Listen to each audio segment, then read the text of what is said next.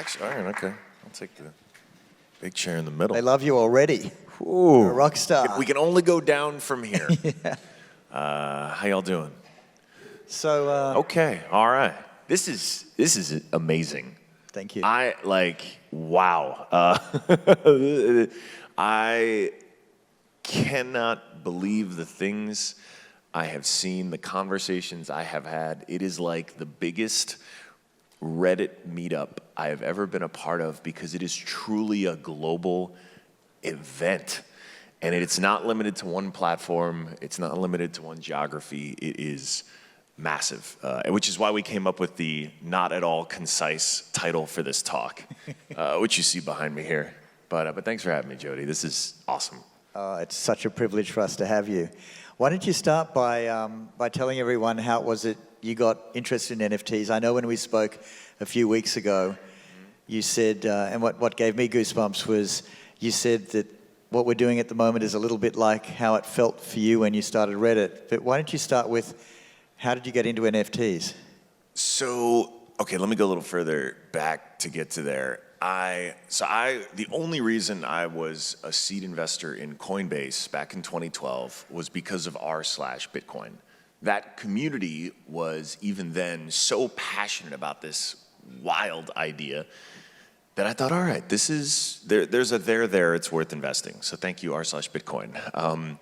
And over the years, was making more and more investments in crypto, but still was very cautiously optimistic. And I said as much. I mean, you could watch the tape. I was on Rogan and CNBC in 2014 talking about Bitcoin and being, quote, cautiously optimistic because I still figured, all right, there's a lot of stuff that could go wrong. There's a lot of things that could crush this, but more and more momentum. And I remember getting turned on to MetaMask and grabbing a few crypto kitties and thinking, okay, this is cool. There's some novelty here. This is interesting. But admittedly, really sleeping on it for another year or two. And then I met some plucky Canadians from a company called Horizon working on a trading card game called Skyweaver. And we invested in their company. And I wrote a blog post about it a couple of years ago saying, this is a world where players own their own loot.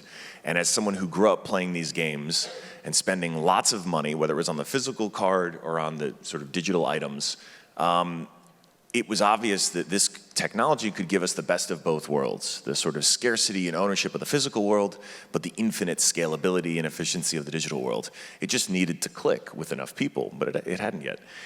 And then in the last year, especially during COVID, I've gone from cautiously optimistic to now borderline irrationally excited because that feeling, that energy from, like I said, 2005 Reddit, we were just launching, we just spun up the ability for people to create their own subreddits. Things were working for reasons beyond comprehension. Random people on the internet behind pseudonyms were willing to come together, create community for internet points. And we had devised something I liberally borrowed from Slashdot, this idea of karma scores, and created these awards that I was inspired by GoldenEye, the awards you would get at the end of matches, and so created this notion of you'd get daily awards for top post or top comment or most contentious comment or 1-year club, 2-year club, 3-year club. And they were just pixels, but they became something of real pride for people. Yet no one actually owned the rights to that. And as I've watched in the last year, I'm seeing all that same energy, except now with real ownership attached to it. Those same community vibes that got people to spend all that time together, those are real. But you layer on the accountability, the receipts, the notion of ownership, and it's magical. It is actually capable of changing lives now in a really, really unique way. And then like I said, I've just gone all in now, and I am so excited to watch this continue to grow because it really fulfills a vision or a hope that at least I had in the early days of Web 2. And it's actually now manifesting, and it's not one entity that's responsible for it. It is all of us, and that is very, very cool. And how do you think we can share with a broader community what an NFT can do for them? Yeah, I mean, okay, so this is a weird one. And actually, I would challenge all of y'all for this. And actually the crowd, I'm looking at the crowd, and not bad. Okay, the thing that breaks my heart right now is we are at the beginning of an amazing sea change. And the earliest adopters of a lot of these technological sea changes tend to always look like the two of us. And this is one that has such massive implications. Some of the best things we can do right now, especially for the fellow dudes in the audience, is to go out of our way to build more bridges, to bring more people into this. And some of that comes down to, very intentionally building the communities we're building. Some of that comes down to building the technology that makes just better user experiences, right? Like, I mean, MetaMask alone is a very taxing experience for anyone to use, even someone who's been building software his entire life. And this is an exciting thing because once that switch flips over, once someone goes down the rabbit hole of it and understands the implications for what it means for creatives, for artists, it changes their entire outlook. And that's a big deal. And I surprise people with the fact that even though Reddit has always been a majority male audience, even though it is anonymous, we do polling, community managers on Reddit, the mods, are disproportionately female. So in spite of the fact that Reddit is a male-dominated audience, the majority of the people who do the community building, the volunteers who mod subreddits, are disproportionately women. And I think that is a really great sample size to show how vital it is, even if you don't care about the social issues, do it for greed. Because the Web3 economy will make you more money yesterday, by the way, by bringing more people into it, especially the ones who are more inclined to be the community builders and really create a ton more value for all of us. What appeals to me is that NFTs don't go into a container that someone else owns. Mm-hmm. NFTs go into this distributed container that really we all own, but we can own the NFT. Do you think that's been important to the adoption? Yeah, I mean, it's this wild approach to bottom-up building. Like, I think in many ways we're going to look at the Web 2 period as this weird blip because we saw glances of what it could be, right? Social media proved that you could get a bunch of disparate, random strangers behind pseudonyms to collaborate, to fall in love, to bond, to do this stuff at scale. We saw glimpses of what happened when you put sort of, fiat rails into it. And so, when someone was backing a video game on a Kickstarter, they were sort of creating a social contract. They were giving money with the hope of maybe getting a thing back later. They had sort of community incentives to encourage one another and bring more people in. But what was missing were real rails for capital, for ownership. And now that we can create entire worlds from the bottom up, where we say from jump, here is just a nugget of an idea.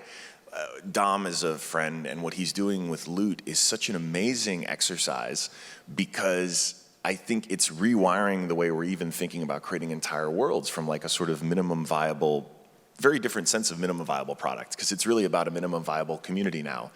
And these were things that 15 years ago, I hired our first community manager, this guy, Eric Martin, now works at Comsor.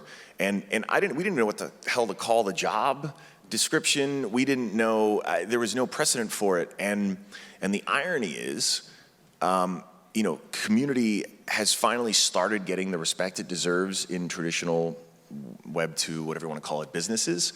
But it is foundational, right? The most successful projects, if you look at even the most simple PFP project, comes back to what's the strength of the community? What's the vitality of the community? What is the effort being put in and intention being put in to build a community?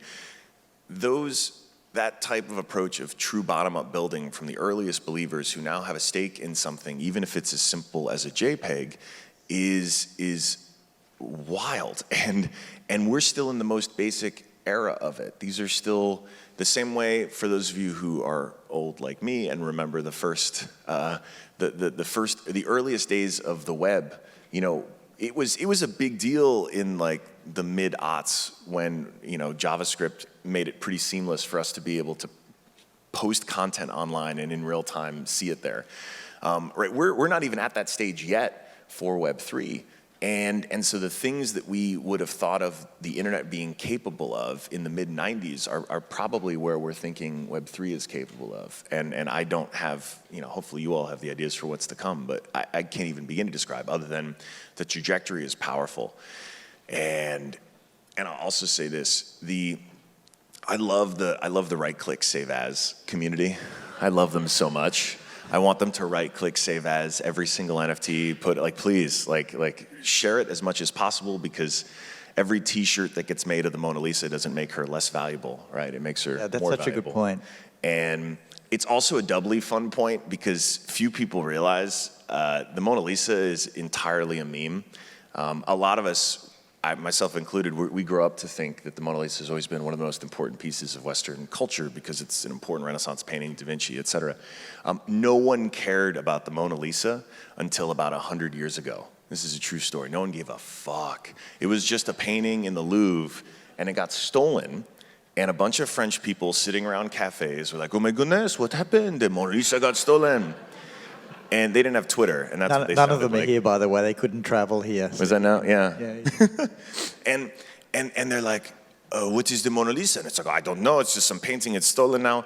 It literally did not matter until it became a meme. Now, there was no Twitter, there was no Discord, but there were enough Parisian cafes that people cared. And so when it came back, that is when, Google it, that is when people started to care about the Mona Lisa. And 100 years later, every single one of us, I assume, has implanted in our brain this meme that this has always been one of the most important paintings in Western civilization.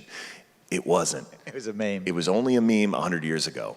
And so, we now have the amazing infrastructure and technologies to allow this meme creation to happen, obviously in real time. But it's real. But that's It's a really real. interesting point about, what is the infrastructure and the scaffold that has been creating communities? And it has typically been technology that's been owned by someone. And when we talk about NFTs, the scaffolding is either the NFT itself, because it carries the provenance of who's owned it. So there's a community around a particular NFT, or there's a community around the theme of NFTs. And that's really exciting, because no one can own that container. Yeah, and everyone is aligned in supporting it in their own way. And so I'll give you a very specific example that hits home. So my wife, Serena Williams, thank you. Only one of you, though? All right, okay, good. Thank you. And I'm not just bragging, I am bragging, but there's a point with the story. So like a year or so ago, I got her a CryptoPunk that looked like her, because I was looking for a CryptoPunk that looked like me, and for the first time in my life as a white dude with a beard, I could not find one that looked like me, and because avatars always look like me, and then I couldn't find one, so I was like, okay, let me check out for the missus, and then I found a spitting image with a headband, hair, everything was perfect, so I was like, okay, I'm gonna get this, and then I gave it to her, and her initial reaction was, next time, can you just get me a purse or some jewelry? No, she wasn't quite that dismissive, but she was a little confused. And I explained it to her, and it clicked.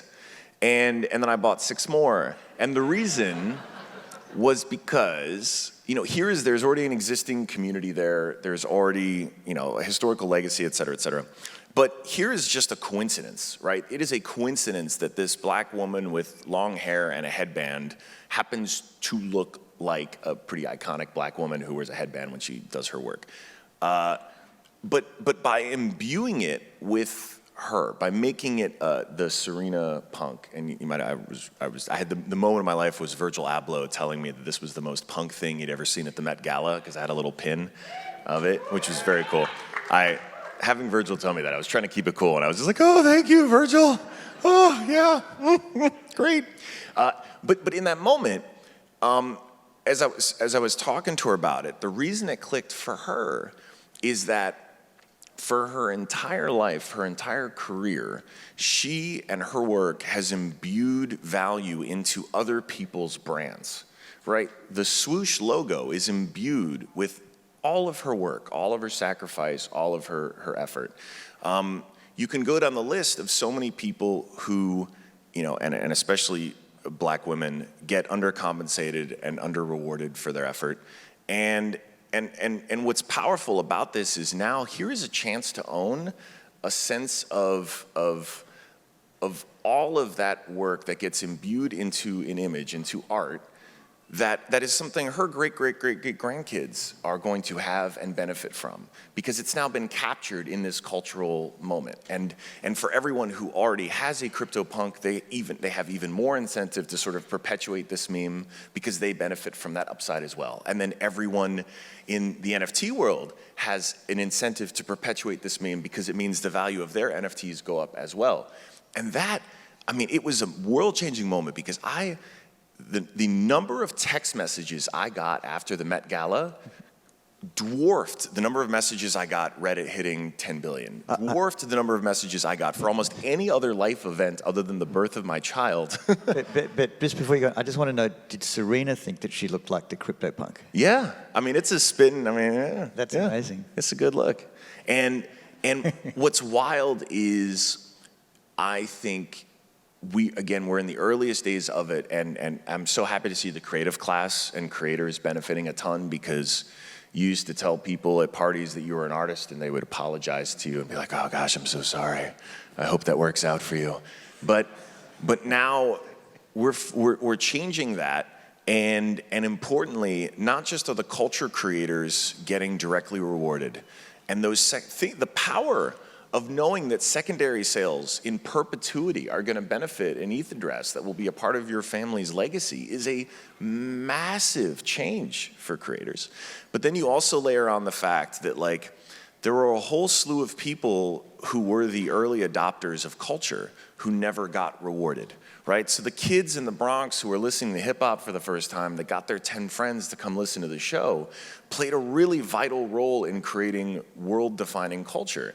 Not only did most of the original creators not end up getting paid for it, none of those early adopters did either. But there's value there, and no one had the receipts, but we do now.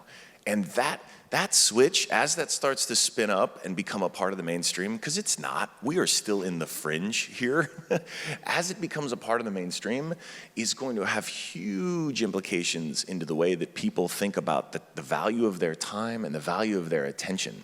And so, if Web 2 helped people understand that they weren't just consumers of content, but also creators, which is powerful, this is taking it to another level because it's giving that sense of ownership. And damn, and this is not, I know in America we talk a lot about the importance of property rights, and I know the Declaration of Independence, okay, but this is a global desire. This is not unique to us here in the West or in the States. And if users are moving to being creators, and the platform is ubiquitous, what will happen to the existing containers? What will happen to the existing networks, do you think? I know you and I like to talk about adapt or die. I mean, I think I'm not a maximalist here. I'm very pragmatic. I think there are certain, user experience above all. The reason I think I've been a successful entrepreneur and investor is because I really believe at the end of the day, user experience is what wins. That is what gravitates people towards new technologies or new anything. That's why we invested in Rainbow, because MetaMask made me sad. User experience matters. And so there are solutions where having centralization is actually a better user experience. Great, do that. But the essence of value, I think, is more often than not going to live somewhere decentralized, because people are going to want to take that with them wherever they go, and they have a right to do it. And we're in the earliest days of it, but that is tremendous. Believe me, it was maybe in some of the hopes and dreams, the early days of Reddit was there, but like in 2005, the only incentives we could easily provide people were internet points that we essentially just made up, right? That you don't get to carry with you, but have tremendous value. And now that those points have real value, these new systems are gonna win in a big way. But actually I'll tell you the first fight we ever had in month 1 of Reddit was because I wanted to sell merch. And my co-founder Steve thought that was a very stupid idea. But I really believed that we had fans who cared enough about our little snoo to want to buy some shirts. But even to do that, remember this is before Shopify, long before Stripe. Like, I remember having to code a site from janky PayPal, and you could kind of take credit cards, but really was always pushing for PayPal. Anyway, I put this thing online, and we sold out, I think, within a few hours. And this was 2005, right? And it was a pain in the ass to do. I remember stuffing every one of those mailers with a shirt and a handwritten note. Probably the first like 300 shirts all went out the next day. And I was in awe of the fact that random people on the internet wanted to own a piece of the sort of day one paraphernalia and wear it on their chest. That's the point, isn't it? People want to own things. Yeah. And they want to own the content and be able to take it with them. Yeah. Yeah. And maybe some of you still have one of those shirts, and maybe you can fetch a few dollars on eBay. But what is when I look at, when someone asks me like, oh geez, can you believe those Bored Apes are so popular? I'm like, yeah, I can. and if the community endures, that is a very valuable, those are the receipts. That is very valuable proof of being, and you can even go so far enough back to really assign the value of like having minted it if you were that early and that fortunate. So like there is so much here that we like stumbled around for Web 2 that if anything has just reaffirmed why this new phase is actually going to be superior, why it's going to win. Because it worked well enough being a pretty ugly hack, and now that the infrastructure is there now, I mean, merch swag is still great, but right, it's increasingly obvious that we care as much or more about our online persona than we do our offline. Yeah. And so that profile pic, that avatar, that representation of us is as real as the photo on our driver's license. And I would argue for a lot of us, it's actually more real than the government name on our driver's license. Yeah. And again, having a front row seat to Reddit, all this stuff feels so obvious because it is so clearly where we go as a species next. And that's why I get so hyped about it. I mean, and it sort of bridges our dream world and our physical world too, doesn't it? Yeah. Oh, well, and look, there is... And just to finish, because I think we have some questions. But okay, we'll get to finish on that point, I think that's really interesting. I learned, my first management experience was a Quake 2 clan, Damage Incorporated. Say again? It was a Quake 2 clan. So it was like a sort of like a guild, but I mean, they called them clans. I don't know, it was a thing. I also had an EverQuest guild. But those experiences in high school were formative because I learned how to manage people, learned how to organize, learned how to build websites so I could have a website for our clan and our guild. And I hope you're not laughing at me for running a Quake 2. Okay, good.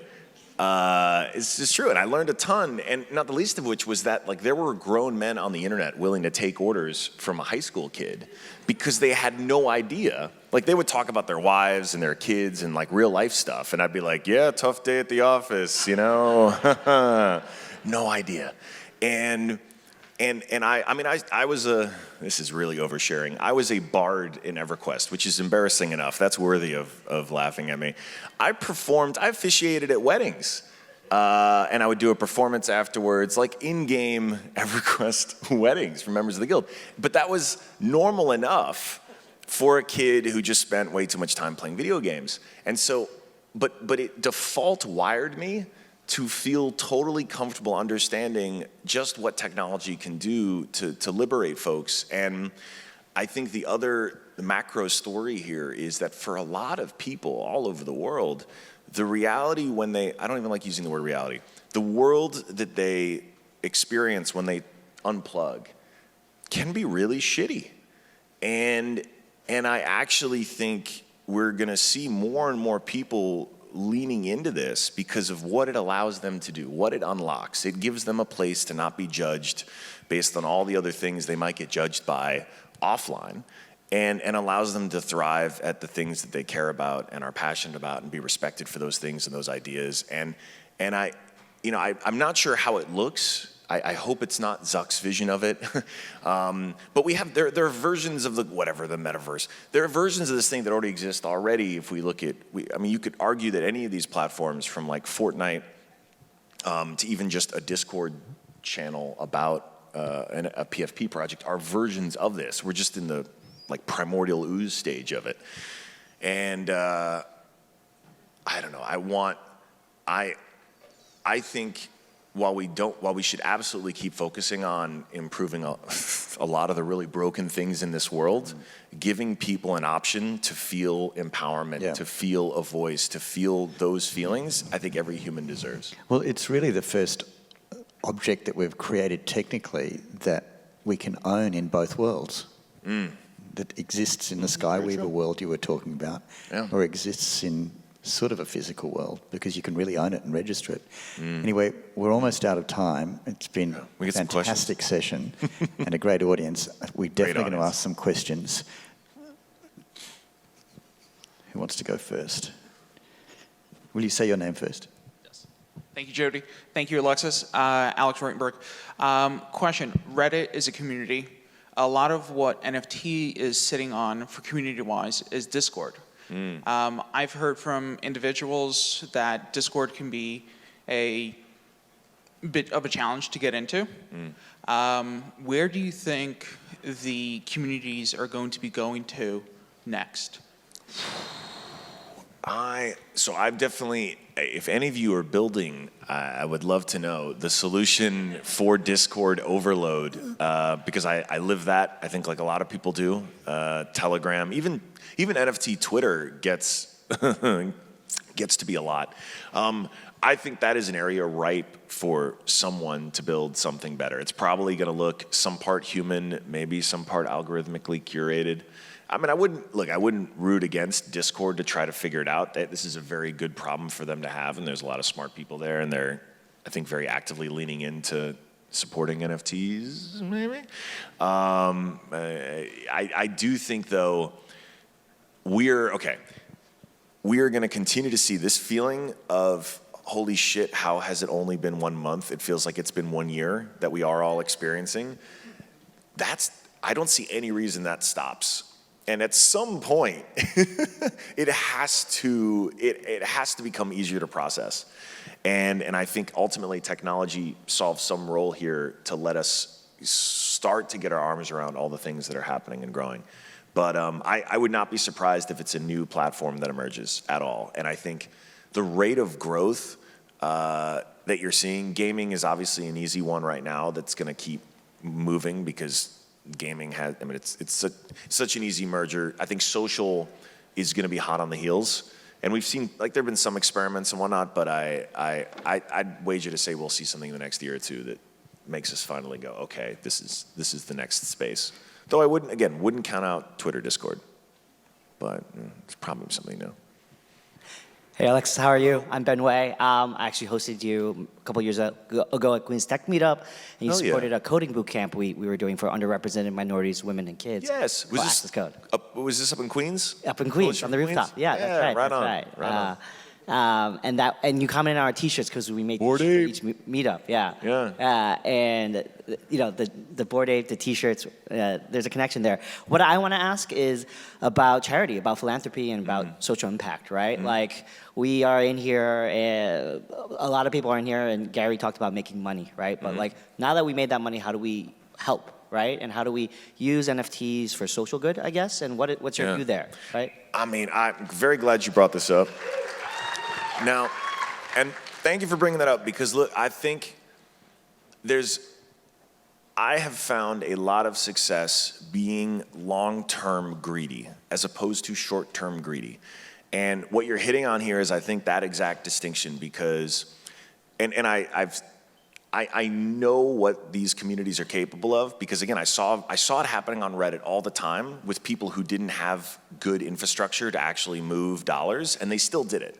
And so I think the answer to this question is going to come down to each of the communities. I think it has to ring true to what, say, the Bored Ape community wants to do and what is true to them and what gets them excited. And that, right,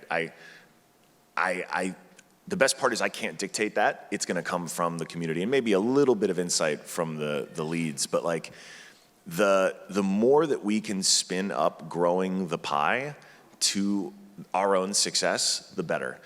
Because the more people we can actively bring in, and again, especially women, but broadly speaking, the more people we can bring into Web3, and do the work to contribute to underrepresented communities, to get them on board, to get them building, to get them informed, to get them access, the long-term more valuable all of this is going to be. So I always, while I obviously care a lot about these social issues, I always try to frame it in a long-term greedy mindset, because I want anyone listening, even if you're like, I don't care about that stuff, I still want you to know that you should care, because even if your interests are purely selfish and purely capitalistic, not my place to judge, then you should want this too. And I applaud you for bringing that up, because the way this actually changes the world is if it continues to break down institutional just problems and institutional structures and allow a more equitable world to emerge. Because that's what this technology is fundamentally about. And it's one of the reasons I love the broader Ethereum community. Like, it's all the right things. So thank you, brother. That was a great question. Thanks, Thank you. man. I have one question from over here. A few days ago, we did a great interview with Rolling Stone magazine, and I promised Larry. Larry, come and say hello. Larry. Go, Larry. Larry is an absolute NFT passionate person and a supporter of our community. And on the way in, I promised that you could ask Alexis a question, so go for it. Oh gosh, well, first of all, I'm also the water boy, doubling, and brother. Thank you. Even with Got you. and even with smart contracts, we still need to drink. Thank you. Especially water if this early in the day. So first of all, I want to thank you for creating a community that has changed millions of lives. And Jodee, that has changed millions of lives. And I want to thank Jodee for bringing together, I missed Woodstock 69, I heard it with peace and love. I have to tell you, my Twitter feed went from, I hate you, you voted for that person, to like, everyone have a beautiful morning, everyone have a beautiful night, I love you, and legit people saying, who's an undiscovered artist that I could buy one of the first NFTs from, not just chasing the big names. So I got to thank you. Is this your Woodstock moment? So this is my Woodstock moment. And I just want to ask you, because these are two communities. Reddit, no matter how involved or not involved you are, is really large groups of different families. And the NFT community with all of the metaverse companies. I'm helping a company, NFT.NYC, which is a metaverse.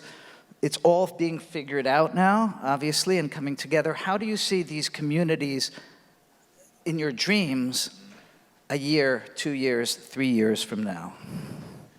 I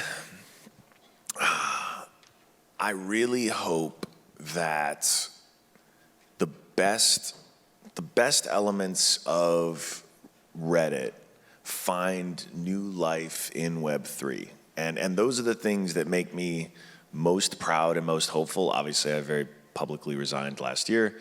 In part because I wanted to make,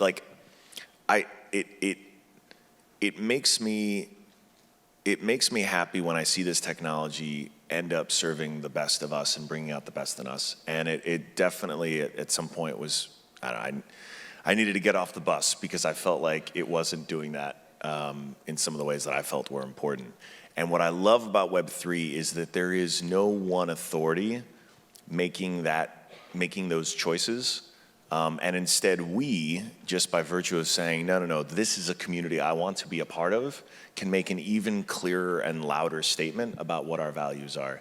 And so I think for all the creativity that I've seen flourish on the platform for, 16 years now, it will be so much bigger because what is getting built today is borderless, is leaderless, is just, up to human creativity, and there's a whole hell of a lot of it.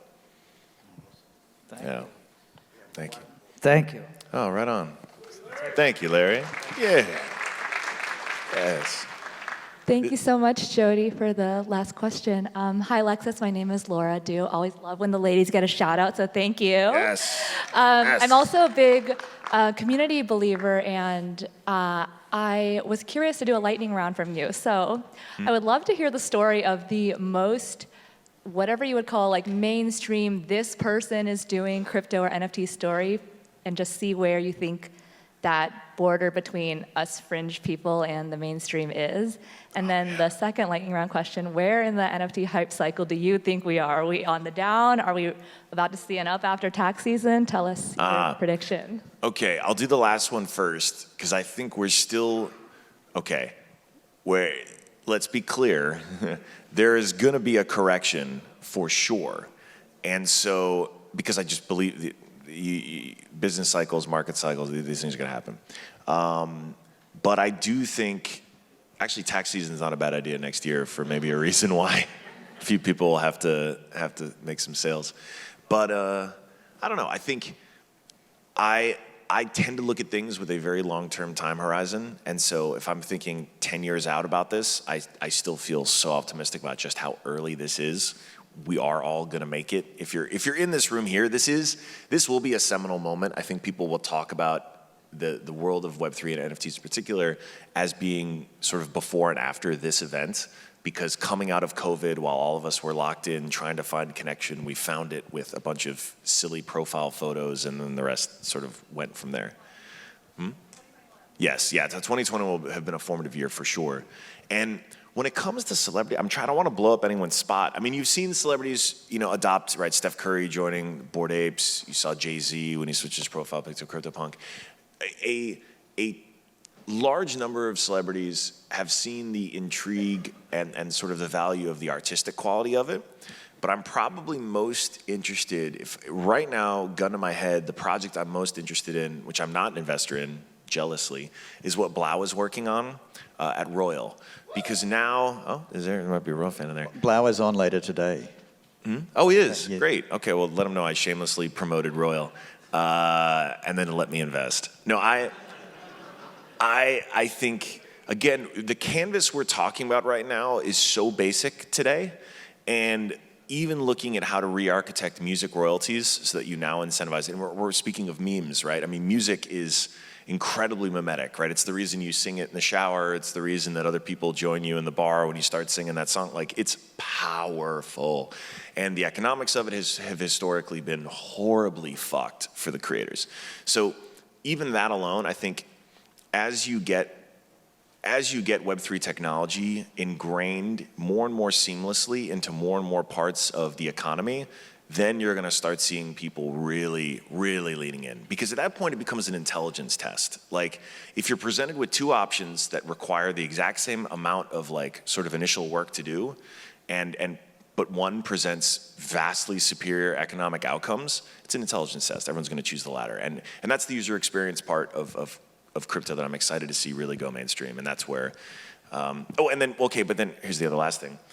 The other really destabilizing thing is that there's actually liability right now to be a fully established artist in this world, because there is an expectation that you need to come correct for this community, right? It's the reason why, I won't name names, but very famous people have done NFT things or whatever that have not been successful because they looked like cash grabs, or they were cash grabs, or they didn't invest in community.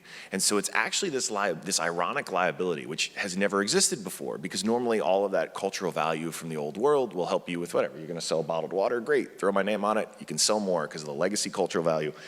The upstart creators right now have more leverage than they have ever had in human history, and probably will ever have again, because eventually this becomes more mainstream and it's moot. So being a creator, starting out your career right now, is highest leverage possible. And that's exciting because we're gonna see superstars created. Like, you thought Lil Nas X's rise was spectacular. I mean, the sort of next, the Web3 Lil Nas X, if you're listening, it could be you, is going to just blow people away.